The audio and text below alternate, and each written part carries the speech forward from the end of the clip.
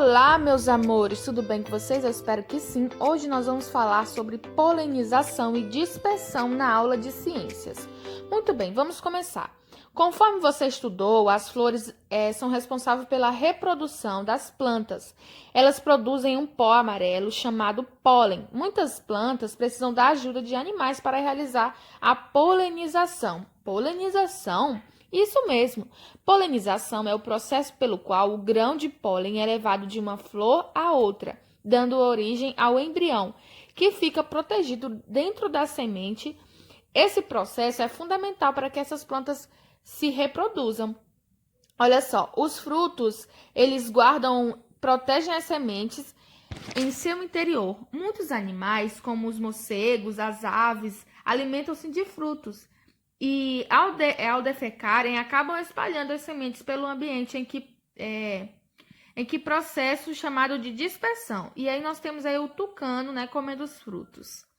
A dispersão é o processo pelo qual as sementes são espalhadas pelo ambiente, as quais podem germinar e se desenvolver em uma nova planta. Esse processo também pode ser realizado pelo vento e pela água.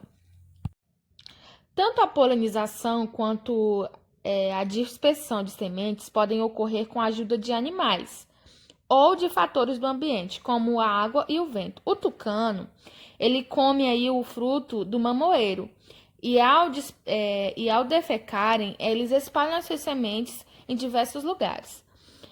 Como são leves, as sementes de dente de leão são transportadas pelo vento. E as sementes de picão ficam grudadas no pelo de alguns animais, como dos gambás.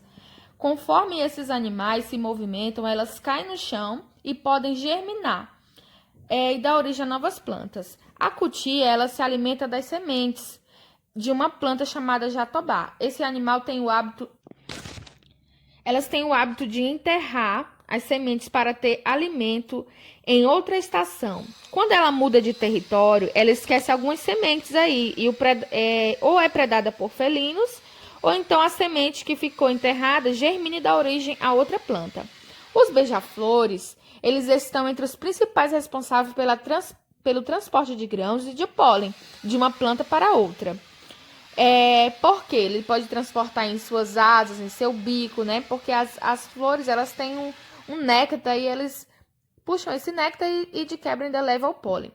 As abelhas, quando elas procuram alimento em uma flor, parte do pólen fica grudada no corpo dela. Em busca de alimento em outra planta, o pólen que estava em seu corpo passa para esta planta. Dessa forma, a flor que recebeu o pólen pode ser fecundada e gerar outra. As borboletas, elas também transportam os grãos de pólen em suas asas. E aí também se transforma em uma polinizadora, ok? Depois nós temos aqui a página 28, que vai ser uma atividade sobre a sumaúma. Olha só, a sumaúma, ela é conhecida como a rainha aí da floresta, pois é uma das árvores mais altas da Amazônia. Ela serve de abrigo para muitos animais. Nem dá para acreditar que ela nasceu de uma minúscula semente. Olha só, você vai completar aí as frases, as palavras a seguir e descubra quem é o responsável pela dispersão da semente da sumaúma. E depois você vai citar outro nome de planta cujas sementes também são dispersas pelo vento. E depois a dispersão é o processo pelo qual as sementes são espalhadas pelo ambiente. Além do vento, que outros dispersores de semente existem? Vinhamos então agora para a página 29, que você vai observar uma semente aí que você tem em casa e vai ver se ela é lisa, se ela é rugosa, se ela é comprida, se ela é colorida, e depois você vai desenhar nesse espaço aí, tá bom? Quero um desenho bem bonito, pode ser semente de feijão, o que você tiver aí. Depois aí você sabia que outras plantas, elas se reproduzem por meio de pedaço de caule da raiz ou das folhas? Parte do caule da cana de açúcar, por exemplo, pode ser plantada, originada novas plantas.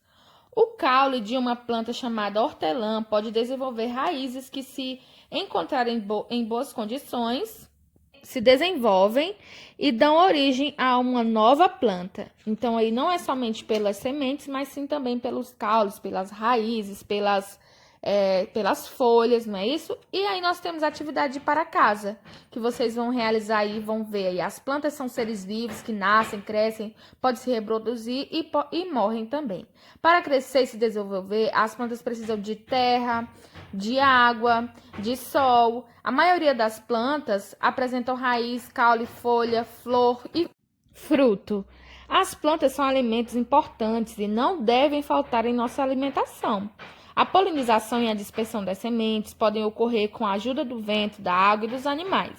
E por último, aí, com base no que você já estudou, nós vamos aí, neste capítulo, você vai escrever uma frase usando as seguintes palavras: seres vivos, naturezas e plantas. E eu quero ver essas frases de vocês. Um beijão para vocês. Até a próxima aula. Tchau, tchau.